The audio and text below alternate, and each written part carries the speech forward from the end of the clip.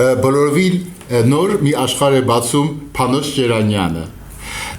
Մի զարմանալի հեղինակ, որը անտեսաններին տեսնելու կարողություն ունի։ Ինքը փնտրում է լռության ձայներ, կարդում է լռության ձայներ, այնինչ մենք չենք լսում, ինքը բացահայտել գիտի։ Տեսեք, Փանոս Ջերանյան, հյուղակը, իրիկնաբեր հոտերու պես, երբ շուքերը վերադառնան, հորիզոնի բացատներեն անաղմուկ, երբ ինքնակոչ հյուրի նման երեկոյան ստվերները տանը սեմին հայտնվին,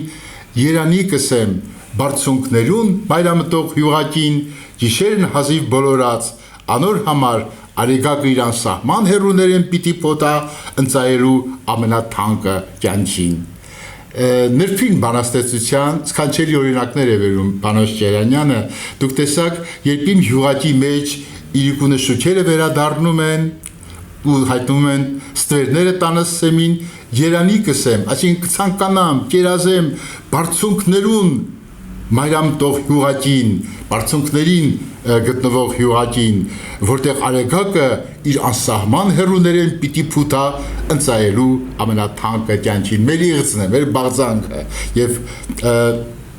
Փանոս Ջերանյանը սքանչելիորեն արտահայտում է այդ նրբինությունը։ Մենք պիտի կարողանանք այո նուրբ հոգեկան աշխարհ ձևավորել մեր հարության մեջ, ուրիշ միջոց չկա, բացի բանաստեղծությունից։ Հաջորդ գործը, որ ձեզ եմ ներկայացնում, իդեպ այս գործերը նոր գործեր են, որ առաջին անգամ է ներկայացնում մեր հաղորդաշարը, Հիրիկը։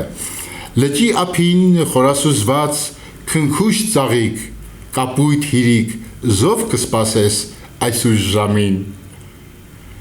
Ծաղկի հետ զրույց ծաղկի հետ, երբևէ ժամանակ գտել եք, այս աղմուկից դուրս եկեք, գնացեք դաշտեր, գնացեք հովիտներ, բացատներ, գյուղեր գնացեք, զրուցելու համար ծաղիկների հետ, կամ հաջորդ գործը